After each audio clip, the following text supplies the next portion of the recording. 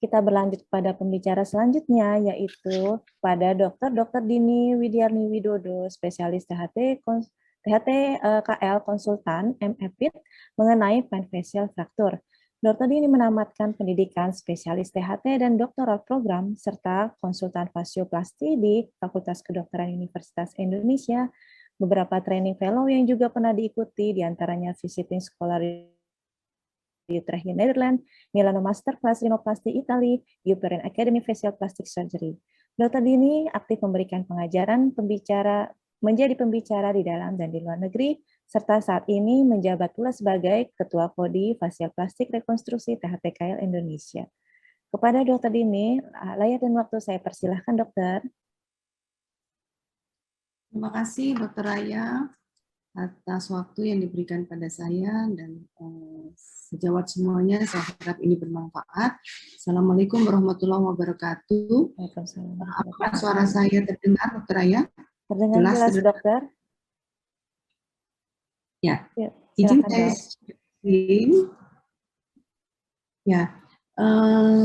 saya ingin melanjutkan apa yang sudah dibicarakan oleh Dr. Ramelan dan Dr. Trimartani.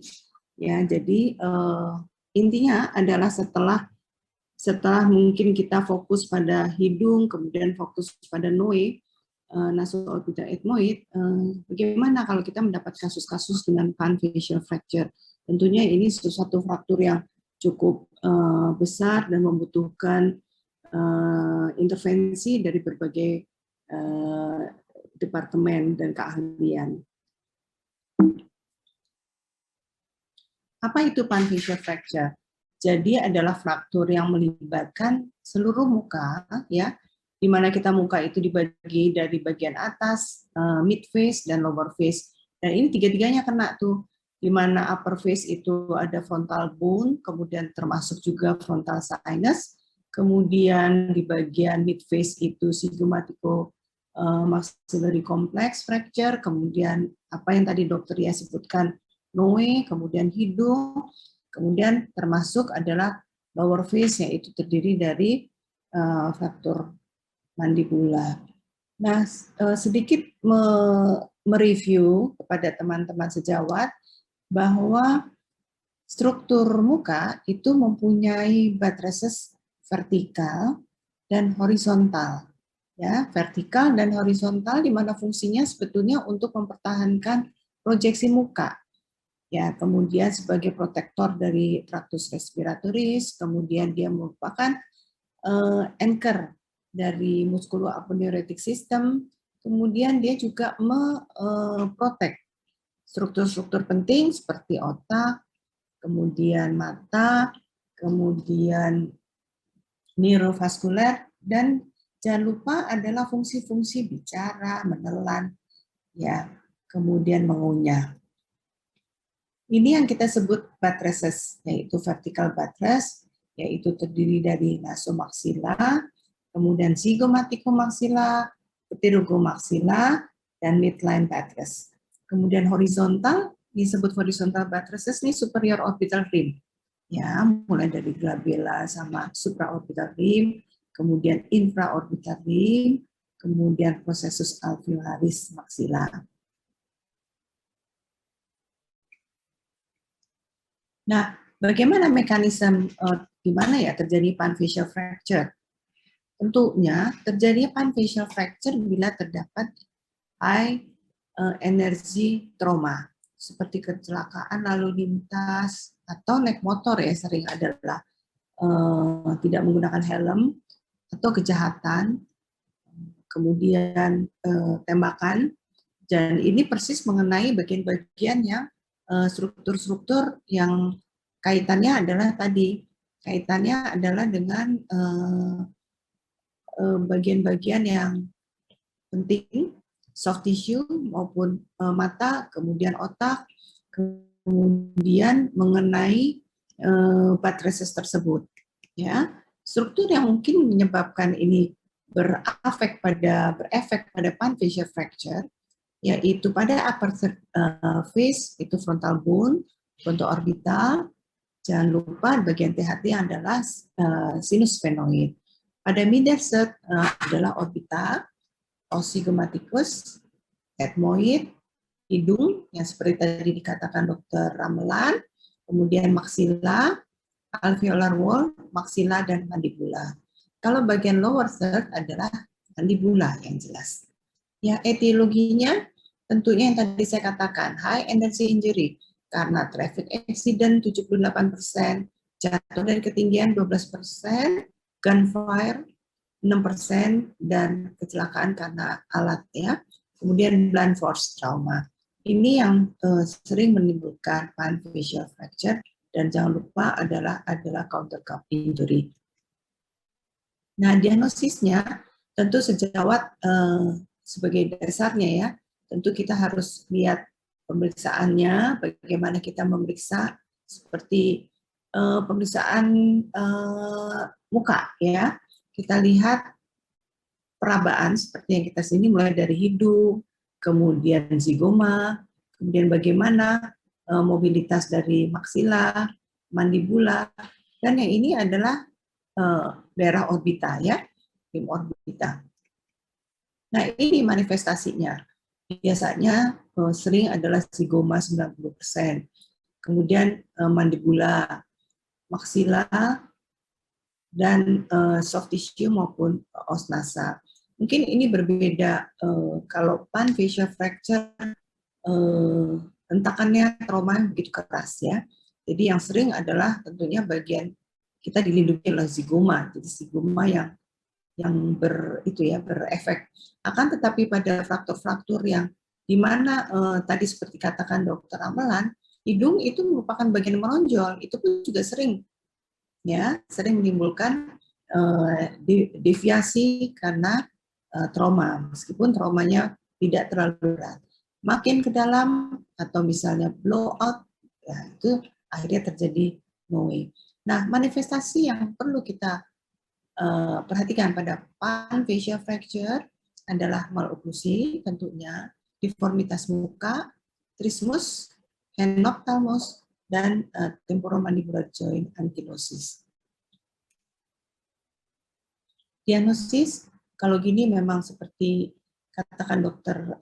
Trimartani, CT scan 3 dimensi yang maupun biasa sangat amat diperlukan.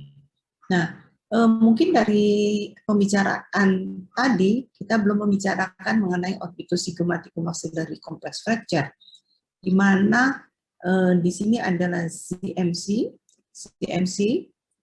zygomaticomaxillary complex, mempunyai peran dalam struktur, fungsi, dan estetik facial skeleton.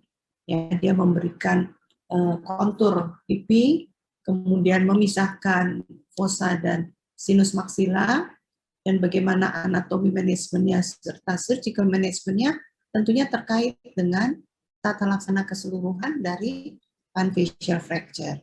Insidensinya memang dia dari 42% dari facial fracture umumnya, dan 64% dari middle third fracture. Jadi kalau udah middle third biasanya kena CMC. Ya, di situ ada buttresses ya, yang tadi saya katakan mulai dari frontozygomatic, zygomaticomaxillary, zygomaticotemporal, zygomatico-sphenoid suture line. Nah, tadi saya katakan jangan lupa kita di situ ada mata. Ya, mata di sini ada kalau kena misalnya zygoma kena atau frontal kena, hidung kena, mata orbita juga kena, yang kita sebut blowout fracture. Jadi trauma yang menyebabkan paparan tekanan ke arah mata, kemudian tekanannya itu melewati dari dinding bawah dari orbita atau dinding atap sinus maksila. Ya, jadi komponen orbita akan masuk ke dalam sinus maksila. Kemudian yang satu lagi adalah maxillary fracture, di mana kita bagi menjadi level 1, ya, fraktur setinggi transversal setinggi maksila, level 2 yaitu mulai dari piramid, ya, kemudian maksila, Level 3 yaitu craniofacial disjunction, jadi kena zygomaticomaxillary complex, maksila, dan setinggi level 1 pun maksila terkena. Nah, kemudian tadi yang saya sebutkan adalah mandible fracture. Jadi lower facial third yaitu positif trauma. Kemudian biasanya Diamond itu membuat klasifikasi berdasarkan anatominya, ya, korpus, simfisis, angulus, ramus mandibula, coronoid, condyle, dan alveolar. Ya, jadi sesuai sama gambarnya, sesuai dengan anatominya, di situ kita menemukan fraktur. Kita sebutkan sesuai dengan anatomi terjadinya fraktur tersebut. Goal dari surgical reconstruction adalah untuk mempertahankan anatomi normal, fungsi, bentuk dengan menggunakan minimal scar, ya. Kemudian kita bikin tata laksana bisa dengan menggunakan ORIF untuk stable reduksi yang sangat akurat. Prinsipnya adalah kalau udah pan facial fracture, oklusi dental oklusi adalah penting karena dia bagian pertama kita untuk melakukan re-establishing facial contour, reduksi fraktur, dan menentukan fungsi ya dari mengunyah. Kita lakukan mandibular fixation, maxilla mandibular fixation seperti ini, baru kita lakukan reduksi level sesuai dengan fracture line prinsipnya. Jadi prinsip yang lain adalah untuk mendapatkan suatu anatomi, kemudian re-establish the height, width, and projection muka. Jadi successful reconstruction ini mendapatkan re-establishing dari buttresses tersebut. Ini sebagian dari contoh kasus-kasus yang kita tangani di bagian THT. Ini juga pasien ini sebenarnya fraktur lama, ya, fraktur frontal, kemudian mengenai orbita, begitu juga mengenai zygomaticomaxillary complex fracture. Kita lihat bahwa terdapat deformitas daripada cheek, hidung, ya. Kemudian sebetulnya dia daerah trauma dari kecelakaan, ya. Kemudian mengenai hidung, kemudian terdapat deformitas muka, kita lakukan CT scan, dan ternyata apa yang kita lihat adalah benar-benar kita dapatkan bahwa dia terdapat fraktur di daerah frontal, daerah nasoorbidoetmoid, kemudian hidung, ya, kemudian zygoma. Kemudian kita lakukan open reduction dengan internal fixation pada zygoma, dinding maksila, lateral orbita, dan frontal. Tentu hal ini kita bekerja sama dengan mata dan bedah syaraf, ya. Ini contohnya, kita buat insisi, ya, pada gigi fovukal, kemudian kita pasang plate and screw. Ini pada rim orbita inferior. Kemudian kita pasang mesh pada daerah frontal tersebut, ya, gunanya untuk menutup bagian paparan sinus frontal. Kasus kedua juga sama, kecelakaan lalu lintas, di mana sebetulnya kita rujukan dari rumah sakit luar, pasien tidak tertangani dengan baik di rumah sakit luar tersebut, meskipun kecelakaannya di daerah pinggir, kemudian menggunakan full face helmet, tetap aja kalau misalnya kecelakaannya keras, akan terjadi ya pan facial fracture seperti kasus-kasus ini. Kita lihat deformitas pada hidung, terdapat trismus, ini ya, asimetri daripada zygoma. Dan sebetulnya kalau kita lihat proyeksi hidung juga turun ya tip deformity, ya drooping tip, kemudian ini saddle nose, kompleks sekali. Ya, yang penting adalah pasien datang tentunya tidak bisa membuka mulut. Kita lihat 3 dimensinya, ya tampak jelas bahwa ada fraktur di mandibula, ya, kemudian rim orbita, kemudian kita lakukan koreksi. Yang membutuhkan tentunya tata laksana bersama, operasi bersama. Kita lihat ya, pondilnya juga kena. Jadi kita membuat tim dalam hal ini adalah melibatkan bedah mulut, melibatkan mata, dan melibatkan THT. Dan alhamdulillah kita bisa melakukan tata laksana yang optimal dengan hasil tentunya fungsi dan estetiknya bersamaan dengan baik. Ya, ini adalah kita temukan bahwa terdapat communicated fracture pada sinus maksila sampai rim orbita kanan dan kiri. Kemudian pertama adalah kita lakukan ini dulu ya, oklusi ya. Oklusi, jadi seperti tadi dari bawah, kemudian kita buat pemangsangan orif pada dinding maksila. Ini mandibula, kemudian daerah kondil. Kemudian ini daerah orbital, rim orbital. Ya, rim orbital karena ada orbital fat yang terperangkap, kemudian dilakukan rilis, kemudian dipasang silikon blok. Ini pasiennya pasca operasi. Jadi, sebagai take home message, pada manajemen facial fracture, kita harus fokus adalah stabilisasi pasien dulu, ya, pasien airway, tata laksana perdarahan, kemudian kita jangan lupa melakukan kolaborasi dengan departemen yang lain. Kemudian kita harus bisa mempreservasi neurovaskular, mata, kemudian hearing system, ya, pada pasien-pasien dengan fraktur terbuka terutama, kemudian pada pasien mandibula, tentunya kita membutuhkan stabilisasi yang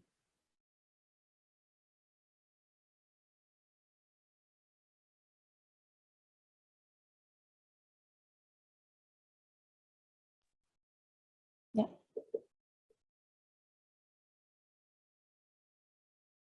Dokter Dini tampaknya terputus ya, Dok? Yang cepat ya. Ya, unstable. Gimana?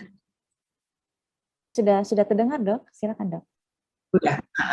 Saya ulangi lagi, jadi yang penting adalah pada panfacial fracture rekonstruksi ada 2 prinsip, dari inside keluar, bottom up, ada outside in atau top down approach. Jadi ini semua tergantung dari kondisi pasien dan kondisi tenaga ya, tenaga atau operator. Jadi contohnya ini ya, kita pasang arsbar dulu, kemudian kita dapatkan oklusi. Ini udah penting ini, karena kalau kita betulkan operasi di mid dulu, totonya pasiennya bisa maloklusi. Jadi oklusikan dulu, kemudian kita gunakan MMF, kemudian baru kita lakukan koreksi, fiksasi. Ya, ini yang tadi saya sebutkan, inside out, kemudian inside in, kemudian outside in, dan top down. Jadi rekonstruksi dimulai dari struktur luar seperti zygomatikus arcus dan frontal, kemudian diikuti dengan beberapa struktur lain, bisa dengan approach-nya fronto-orbital structure, bisa tertangani. Kemudian rekonstruksi maksila dan mandibula, ya. Kemudian pada post operatif kita menentukan bahwa tidak ada perbedaan yang signifikan pada oklusi, pada waktu membuka mulut, dan kita dapatkan fungsi baik dan simetri dari muka. Ya. Step-stepnya tentunya ada palatum dulu, kemudian mandibula, baru mid face dan upper face reconstruction. Saya rasa cukup, Dr. Raya. Terima kasih atas perhatiannya dan semoga ini bermanfaat buat kita semua. Dan ingin memperkenalkan juga bahwa bagian THT fasioplasti sudah mendapatkan KMK, jadi kita bekerja sama dengan divisi atau departemen lain dalam tata laksana maxillofacial fracture.